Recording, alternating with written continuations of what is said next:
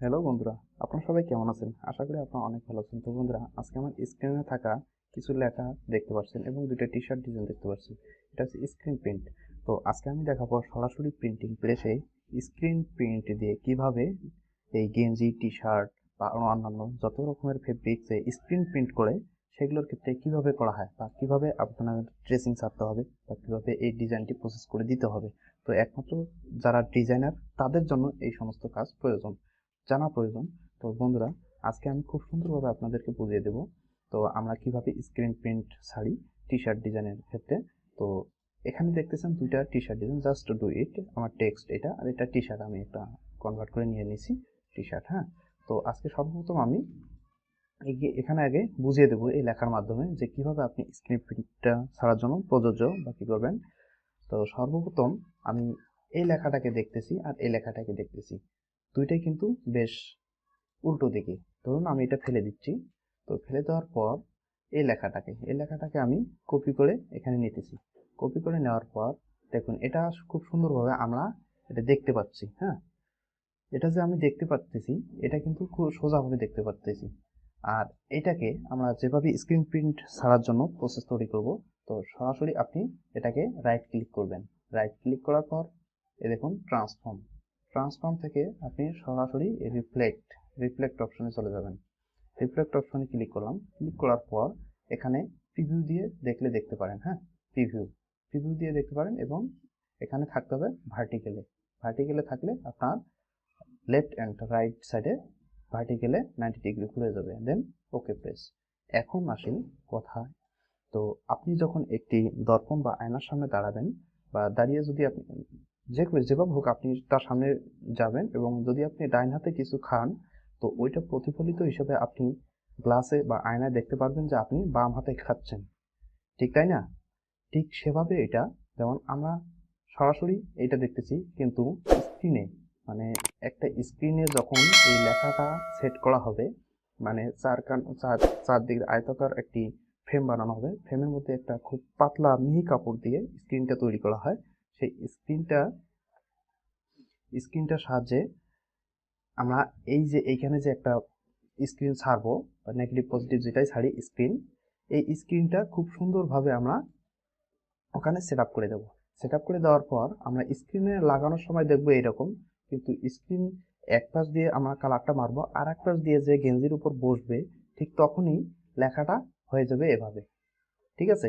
তো আপনি অবশ্যই খেয়াল করবেন, একটা অ্যাম্বুলেন্স লেখাটা উল্টো পাশে লেখা থাকে এই গাড়ির মাথার দিকে, সামনের দিকে। কারণ সামনের যে গাড়ি চালক আছে সে যেন তার দর্পণে দেখতে পারে, লেখাটা খুব সুন্দরভাবে বুঝতে পারে।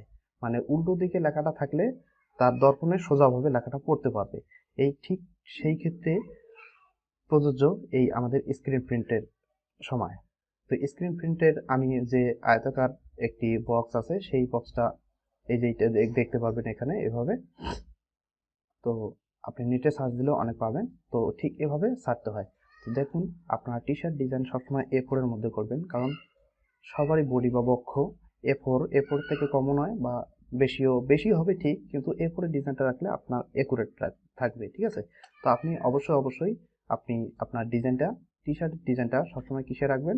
A4 এ রাখবেন। তো A4 এর সাইজটা কত? A4 এর সাইজটা আছে, আমি ইঞ্চিতে নিয়ে আসি। ইঞ্চিতে নিয়ে আসার পর A4 এর সাইজ হচ্ছে 8.27 11.69। ঠিক আছে?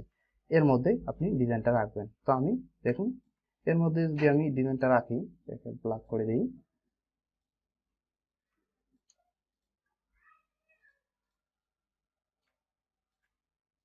ধরুন আমি যেহেতু এটা বক্ষের মধ্যে কাজটা করব, এই জন্য আমি উপরের দিকে দিচ্ছি। এদিকে আমার প্রয়োজন নেই, যেহেতু এদিকে আমার ব্ল্যাঙ্ক। ঠিক এর মধ্যে আপনি স্ক্রিন প্রিন্টের জন্য রেডি করবেন। তো এখন আর একটা কথা, স্ক্রিন প্রিন্টে সবসময় একটা স্ক্রিন প্রিন্ট দিয়ে একটা কালারই রেডি করা যায়, সেটা লাল হোক, কালো হোক।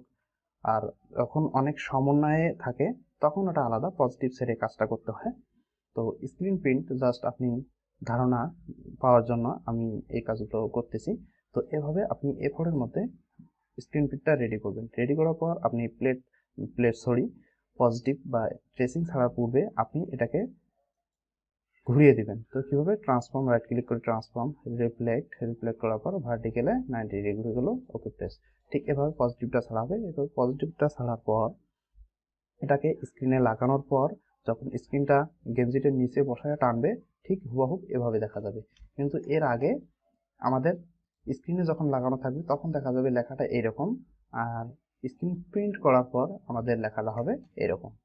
তো বন্ধুরা, আশা করি অবশ্যই বুঝতে পারছেন যে স্ক্রিন প্রিন্ট ছাড়ার পূর্বে আমাদের নেগেটিভ বা পজিটিভটা বা ট্রেসিংটা কীভাবে ছাড়তে হবে।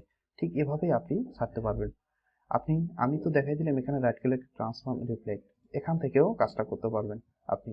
এই যে এখানে দেখতে পাচ্ছেন এই রোটেট অপশন থেকে এখানে আপনি এই যে এখানে রিফ্লেক্ট অপশনটা পেয়ে যাবেন। রিফ্লেক্ট অপশন দেখুন, এখানে আমি এই যে পেয়ে গেলাম, এই দেখুন সোজা হয়ে গেল। এখন আমি অবশ্যই ক্যান্সেল দিয়ে দিলাম, কারণ আপনাদেরকে বোঝানোর জন্য আমি এই কাজটা আবারও দেখিয়ে দিলাম এখানে। তো বন্ধুরা, আপনাকে অবশ্যই বুঝতে পারছেন যে স্ক্রিন প্রিন্টের ক্ষেত্রে কীভাবে ট্রেসিং ছাড়তে হয়, বা ট্রেসিং ছাড়ার ক্ষেত্রে কীভাবে 90 ডিগ্রি ঘুরিয়ে দিতে হয়, এটাকে রিফ্লেক্ট অপশনের মাধ্যমে ঘুরিয়ে দিতে হয়। তো আশা করি অবশ্যই বুঝতে পারছেন বন্ধুরা। আর না বুঝলে অবশ্যই বলবেন, আমি নেক্সট ভিডিওতে আরও সুন্দরভাবে বোঝানোর চেষ্টা করব। তো ধন্যবাদ, ভালো থাকুন, সুস্থ থাকুন, গুড বাই।